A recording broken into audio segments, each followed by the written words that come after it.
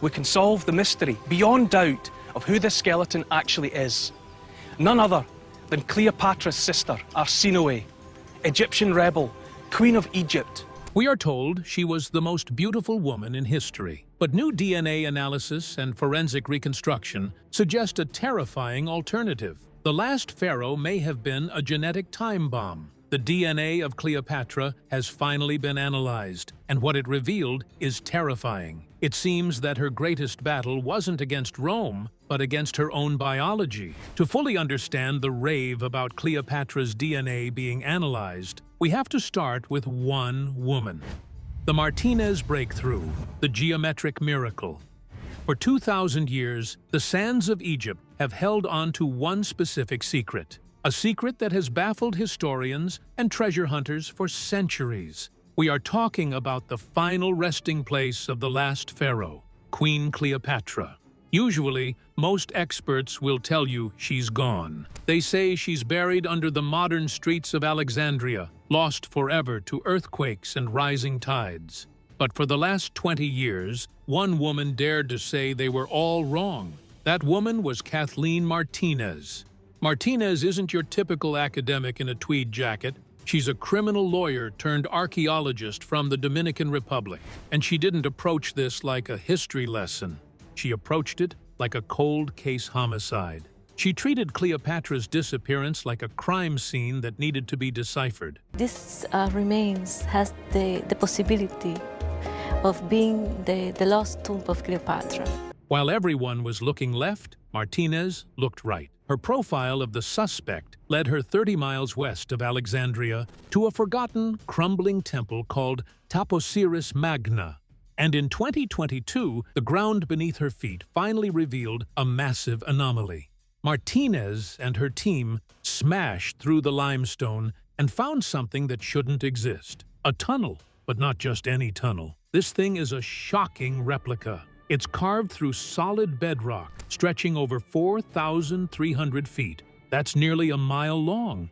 It's 6 feet high, submerged in mud and water, and it heads straight out toward the Mediterranean Sea.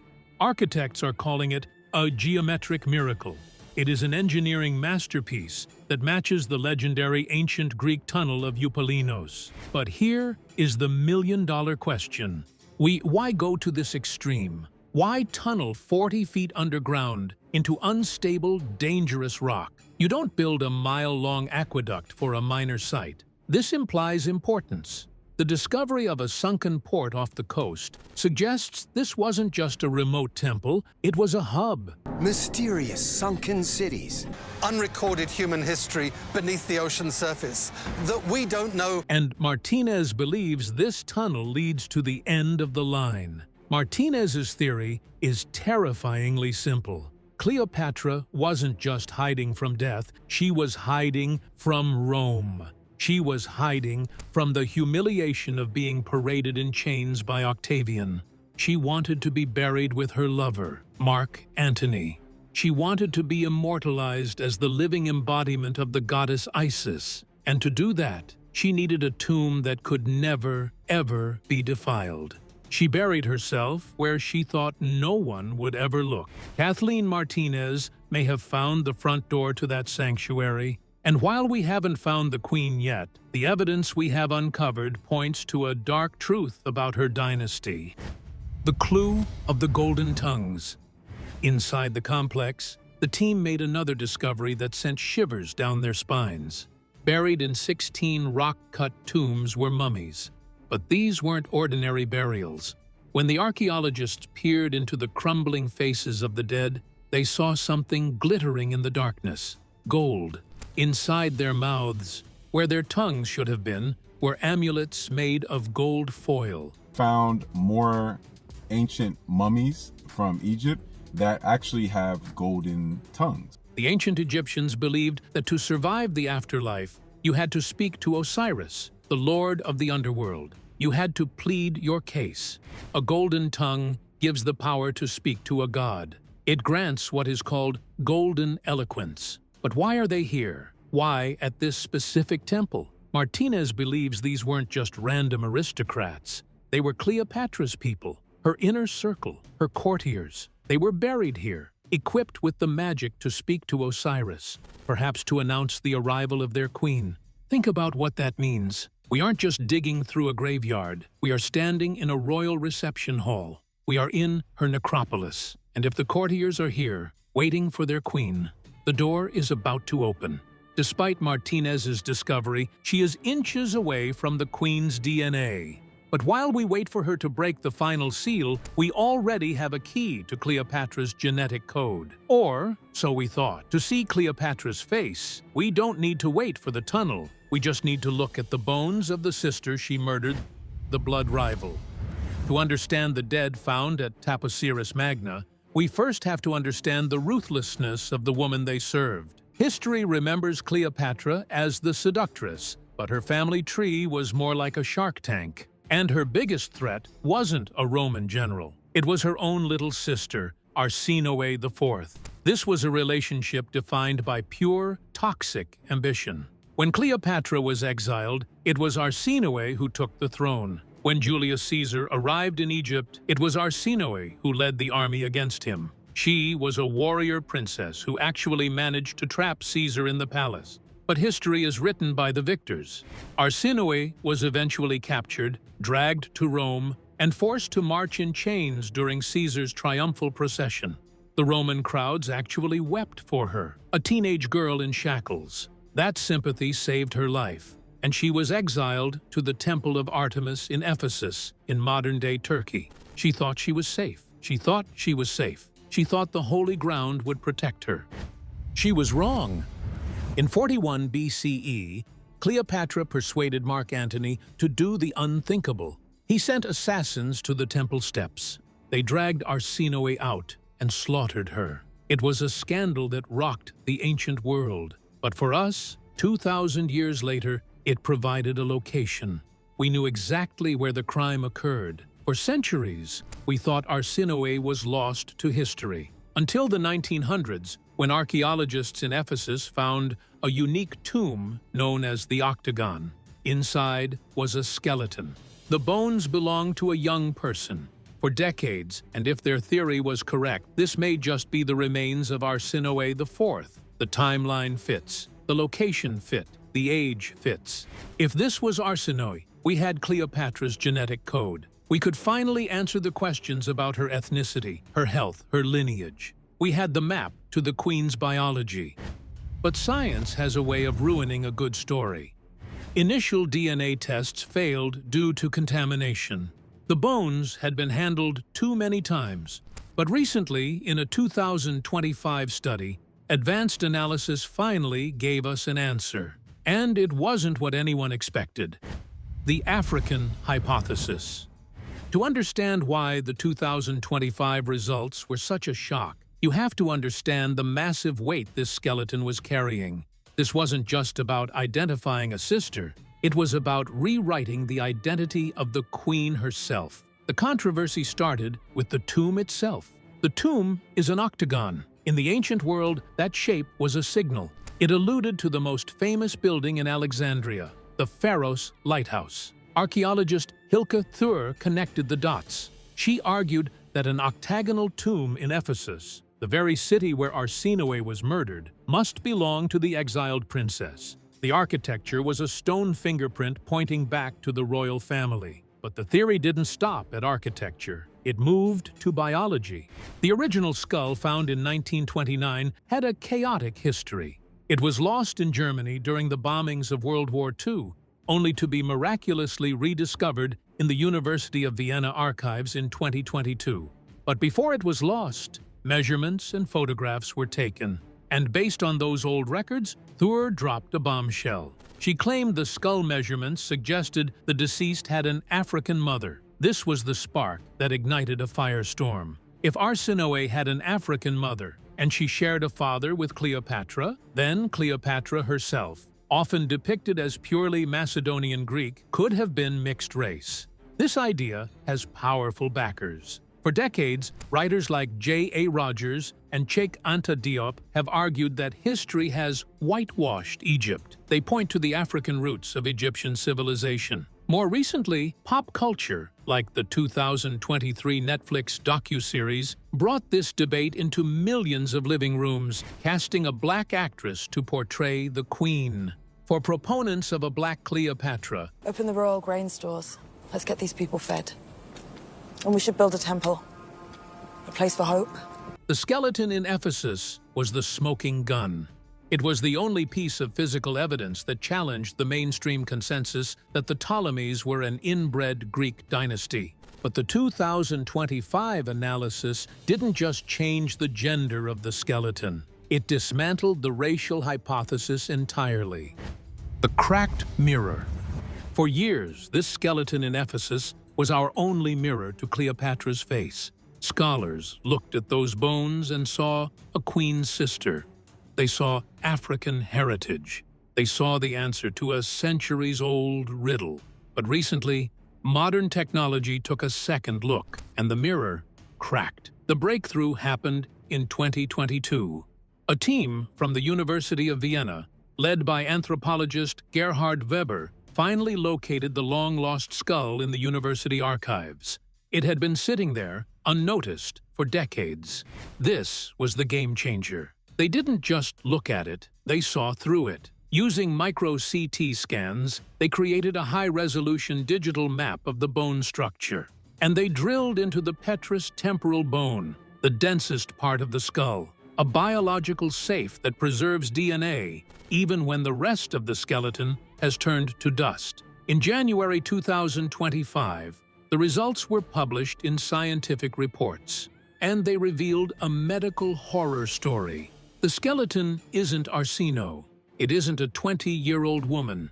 It isn't an African princess. The DNA proved the presence of a Y chromosome. The sister of Cleopatra is a boy, specifically an adolescent boy between 11 and 14 years old. And he wasn't just young, he was suffering. The scans revealed severe developmental disorders. His jaw was stunted. His skull was asymmetrical and twisted. The analysis suggests he suffered from something like Treacher-Collins syndrome or severe rickets. This wasn't a healthy royal rival. This was a child with a face that had been misshapen by genetic tragedy. Even more shocking was that his DNA tells us he wasn't from Egypt. His genetic markers trace back to Italy or Sardinia. This opens up a darker, more confusing mystery. We thought we were looking at the victim of a political assassination. Instead, we are looking at a tragedy of a different kind.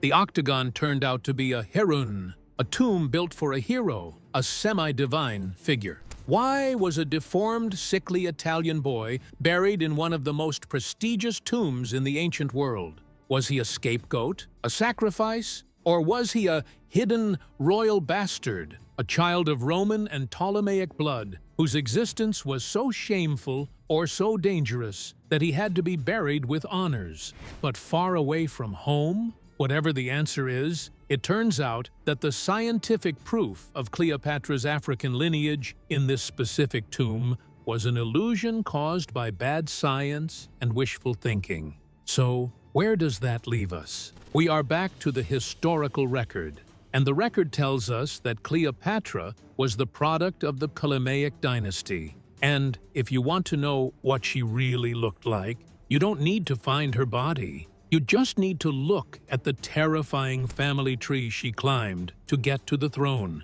Because while we don't have her DNA, we know exactly who her parents were. And that reality is far darker than any debate about skin color.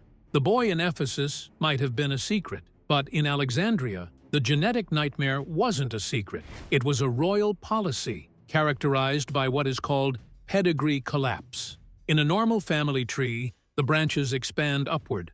You have 2 parents, 4 grandparents, 8 great-grandparents. The further back you go, the more ancestors you have. It's a funnel opening up to the world. But Cleopatra's family tree didn't expand. It collapsed in on itself. The Ptolemies were a Greek dynasty ruling Egypt. They wanted to keep their power absolute and their bloodline pure. So they adopted the ancient pharaonic custom of incest. They didn't just marry cousins, they married siblings. Historians believe Cleopatra's own parents, Ptolemy XII and Cleopatra V were likely full siblings. Even her grandparents may have most likely been uncle and niece, or even brother and sister. This family was obviously a closed loop. Geneticists estimate that Cleopatra was born with a coefficient of inbreeding estimated at over 45%. To put that in perspective, the child of two first cousins has about a 6% coefficient. In many royal dynasties, like the Habsburgs of Spain, this level of inbreeding led to severe deformities, infertility, and madness. For example, Charles II of Spain, the Habsburg king, whose autopsy stated his heart was the size of a peppercorn due to inbreeding. Historians call him the Bewitched. He was the end of the Habsburg line, a dynasty that practiced the same kind of intermarriage as the Ptolemies. Charles was a medical tragedy. He couldn't speak until he was 4. He couldn't walk until he was 8. His jaw was so deformed, a condition called mandibular prognathism, that his top and bottom teeth couldn't touch. He literally could not chew his food. He swallowed everything whole. He was baffled by simple conversations, plagued by seizures, and physically frail. When he died at age 38, the autopsy report stated that his body did not contain a single drop of blood. His head was full of water, and his heart was the size of a peppercorn. His coefficient of inbreeding was around 25%. Cleopatra was nearly double that. Cleopatra has an enduring fascination for us because her story embodies power and beauty. So why does this happen? The science comes down to something called homozygosity. Normally, your DNA is a conversation between your mother and father. One covers the flaws of the other. If your mother passes down a recessive gene for a weakness or a disease, your father usually passes down a dominant gene for strength to cancel it out. It's a biological safety net. But in Cleopatra's case, there was no conversation. The same genes, repeating the same errors over and over. Because her parents were siblings, they carried the exact same genetic flaws. There was no healthy gene to step in and save her. Biologically, she should have been a disaster. Inbreeding like this usually results in the kind of deformities we saw in that boy in Ephesus: physical weakness, cognitive issues, short lifespans. But here is the terrifying paradox. History tells us Cleopatra wasn't deformed. She was brilliant. She spoke 9 languages. She charmed the most powerful men in Rome. She led armies. So how was she a genetic miracle? A 1 in a million roll of the biological dice? Or have we been missing the signs of her suffering all along? To understand if she was a victim, we have to look at the perpetrators, her ancestors. If you want to know what Cleopatra was fighting against, look at her great-granduncle, Ptolemy VIII. This was Cleopatra's great-granduncle, but because of the incestuous family tree, he is also a direct genetic mirror, and he was a medical catastrophe. They called him Physcon, which translates to pot belly, but that was being polite. Historical records describe him as morbidly obese, with limbs that were too weak to support his massive frame. He had to be walked around by supporters. He wore thin, transparent robes that horrified the Roman visitors. But look closer at the descriptions. It wasn't just fat. Sources mention a swollen neck, prominent, bulging eyes, shortness of breath. Then look at Cleopatra's father, Ptolemy XII, the flute player. He was described as self-indulgent, weak, and physically soft. These aren't just character flaws, these are symptoms. Modern medical historians looking at the Ptolemaic dynasty see a pattern of genetic metabolic disorders. They see evidence of multi-organ fibrotic conditions. They see a family line plagued by obesity and lethargy. And most terrifying of all, they see the markers of Graves' disease, an autoimmune disorder that attacks the thyroid. It causes exophthalmos, bulging eyes, and a goiter, swollen neck. And here is where the diagnosis gets terrifying. Graves' disease doesn't just affect the way you look, it affects the way you act. It floods the body with thyroid hormones, creating a state of hyperstimulation. Symptoms include manic energy, rapid speech, insomnia, and erratic, high-stakes behavior. Does that sound familiar? Historians have always praised Cleopatra for her boundless vitality.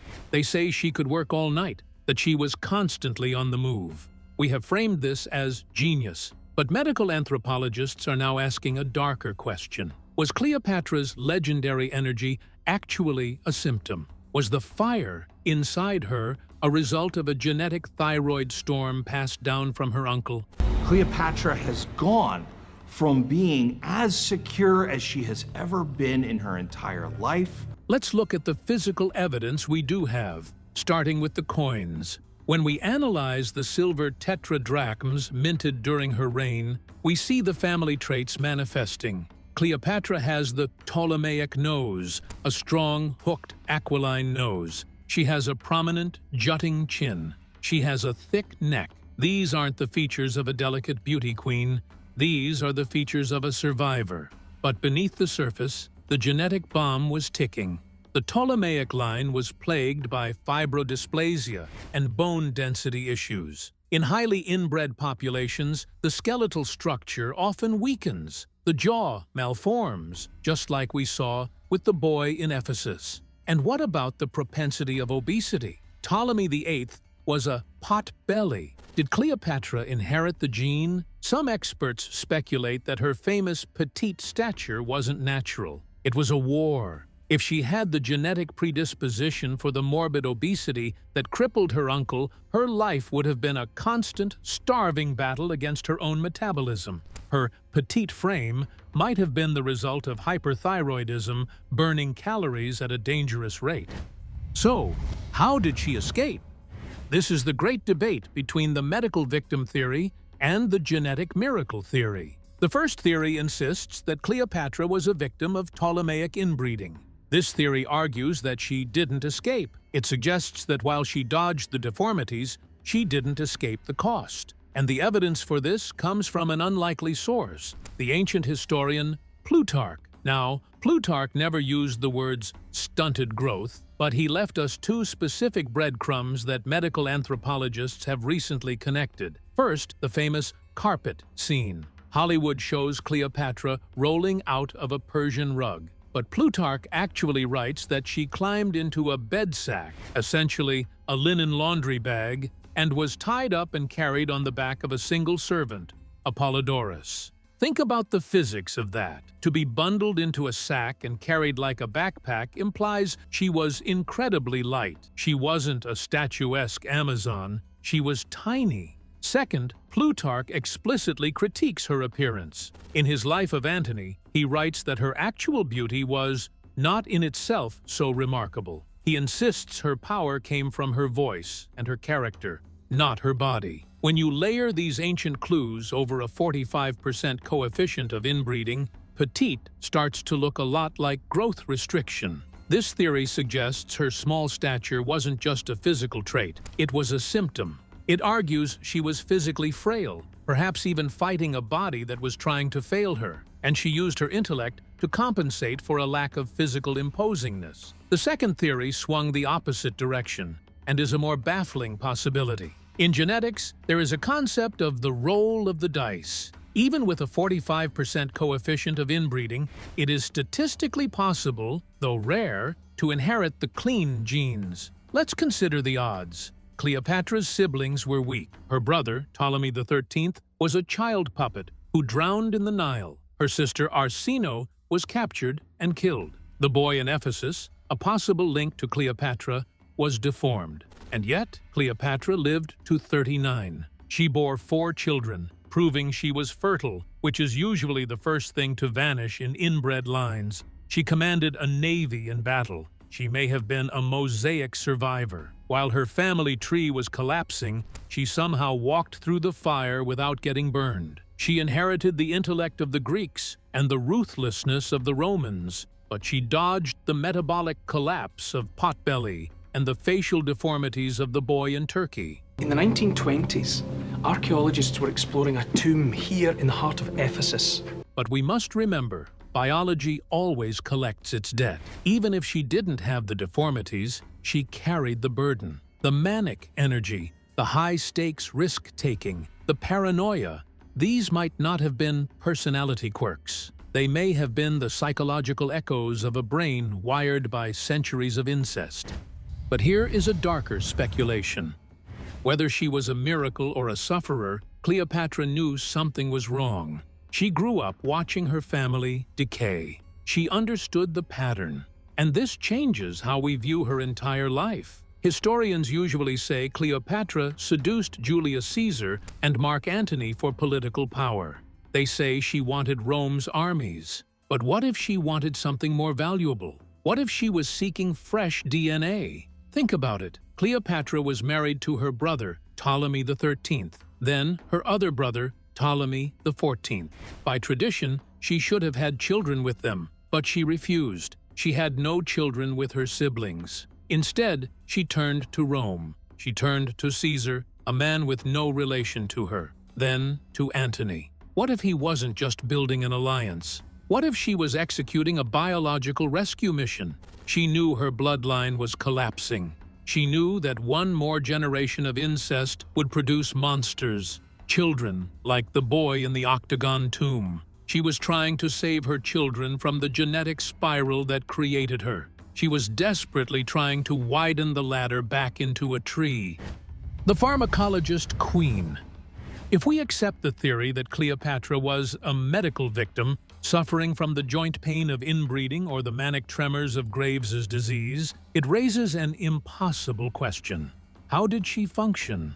How do you command an army when your bones ache or your thyroid is sending your heart rate through the roof? The answer might lie in a skill historians often overlook. She wasn't just a queen, she was a chemist. We all know the famous story of the pearl. To win a bet against Mark Antony about who could throw the most expensive dinner, she famously took a priceless pearl earring, dropped it into a cup of vinegar, waited for it to dissolve, and drank it. History treats this as a display of decadence, but look at it through the eyes of a scientist. That is a chemical reaction, calcium carbonate reacting with acetic acid. She understood the properties of matter, and if she understood how to manipulate pearls, she certainly understood how to manipulate plants. If she was living with the chronic pain of pedigree collapse, the same kind of joint and bone agony that plagued the Habsburgs, she likely turned to the royal pharmacy. Egypt was the pharmaceutical capital of the ancient world.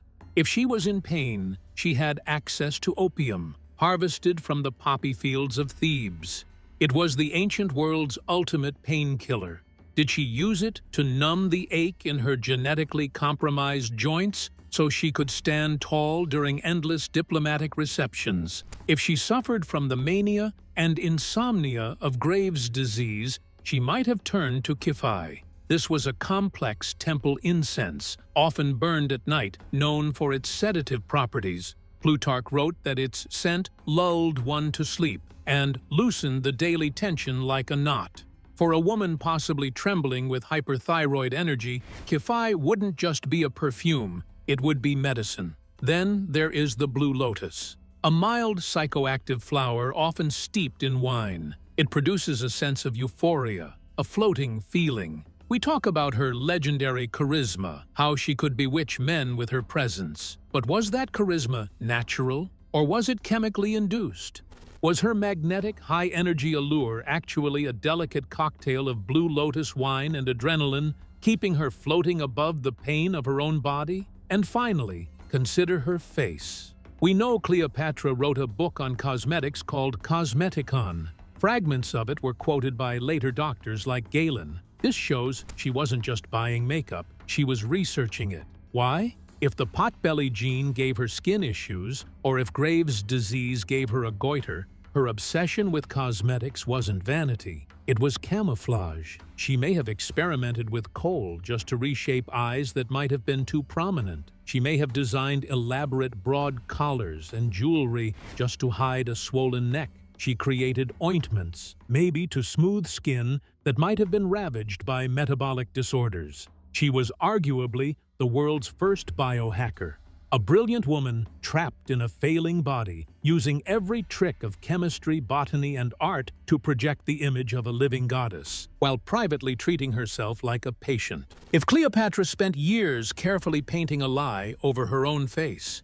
she won the war for her legacy by ensuring that the monster was hidden and only the goddess remained. But right now, 40 feet beneath the bedrock of the Mediterranean coast, Kathleen Martinez is about to do the one thing Cleopatra feared most.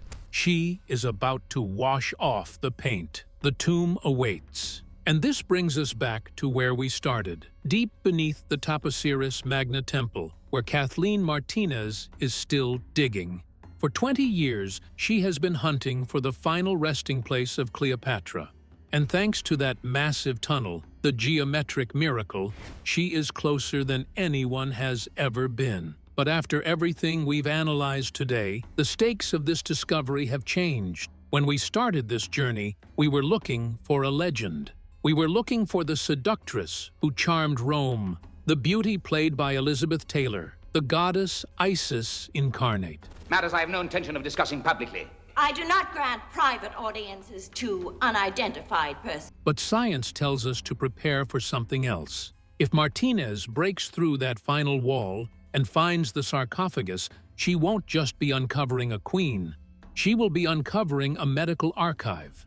She might find a woman who was petite, perhaps frail, hiding her pain behind a mask. She might find a woman who looked less like a movie star and more like a survivor. A woman who fought a war against Rome with her mind, while fighting a war against her own DNA with her pharmacy. Finding Cleopatra won't just rewrite history books. It will rewrite biology textbooks. It will finally answer the question, was she the genetic miracle who escaped the curse? Or was she the silent sufferer who ruled in spite of it? For now, the tunnel remains silent. The DNA sequencers are waiting, and the ghost of the last pharaoh is still keeping her secrets. But one thing is certain, the reality of Cleopatra is far more complex and far more terrifying than the myth we fell in love with. And maybe, just maybe, that is exactly how she wanted it. But for now, the real question is, if Kathleen Martinez opens that tomb tomorrow, which version of the queen do you think we'll find? Will it be the genetic miracle who defied the odds, or the medical victim who suffered in silence? Let us know in the comments. Don't forget to like, share, and subscribe. If you enjoyed this video, please click on the next video on your screen.